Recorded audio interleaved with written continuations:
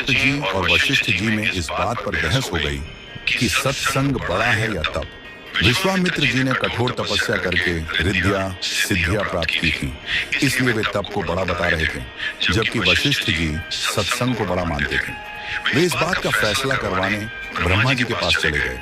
उनकी बात सुनकर ब्रह्मा जी ने कहा, मैं सृष्टि की रचना करने में व्यस्त हूँ, आप विष्णु जी के पास जाइए, वे आपका फैसला अवश्य कर देंगे।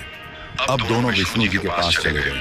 विष्णु जी ने सोचा, यदि मैं सत्संग को बड़ा बताता हूं तो विश्वामित्र जी नाराज होंगे, और यदि तप को बड़ा बताता हूं तो वशिष्ठ जी के साथ अन्याय होगा। इसलिए उन्होंने यह कहकर उन्हें टाल दिया, मैं सृष्टि का पालन करने में व्यस्त हूं, आप शंकर जी के पास चले जाइए। अब दोनों शंकर जी के पास पहुंचे। शंकर जी ने कहा, यह मेरे वश की बात नहीं है, इसका फैसला तो शेषनाग जी कर सकते हैं। अब दोनों शेषनाग जी के पास गए। शेषनाग जी बोले, कहो मुनिवर, कैसे आना हुआ? वशिष्ठ जी ने कहा, हमारा फैसला कीजिए कि तप बड़ा है या सत्संग। विश्वामित्र जी कहते हैं कि तप बड़ा है और मैं सत्संग को बड़ा मानता हूँ। शेषनाग जी ने कहा, मैं अपने सिर पर पृथ्वी का भार उठाए हुए हूँ, यदि आप में से कोई थोड़ी देर के लिए पृथ्वी का भार उठा ले तो मैं आपका फैसला कर दूंगा। अब तप में अहंकार होता है। विश्वामित्र जी तपस्वी थे, उन्होंने अहंकार में भरकर कहा, पृथ्वी को आप मुझे दीजिए। विश्वामित्र जी ने पृथ्वी अपने सिर पर ले ली।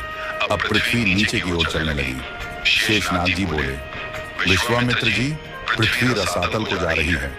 विश्वामित्र जी ने कहा, मैं अपना सारा तप देता हूँ, पृथ्वी माता रुक जाए, परंतु पृथ्वी नहीं रुकी। यह देखकर वशिष्ठ जी ने कहा, मैं आधी घड़ी का सत्संग देता हूँ, पृथ्वी माता रुक जाए। पृथ्वी वहीं रुक गई। शेषनाग जी ने पृथ्वी को अपने सिर पर लिया और बोले, अब आप लोग जा सकते हैं। विश्वामित्र जी बोले, लेकिन हमारी बात का फैसला तो हुआ नहीं है। शेषनाग जी मुस्कुराते हुए बोले, फैसला तो हो चुका है, आपके पूरे जीवन के तप से भी पृथ्वी नहीं रुकी, लेकिन वशिष्ठ जी के आधी घड़ी के सत्संग से ही पृथ्वी वहीं रुक गई। इससे सिद्ध होता है कि तप से सत्संग ही बड़ा होता है। हमें नियमित रूप से सत्संग सुनना चाहिए।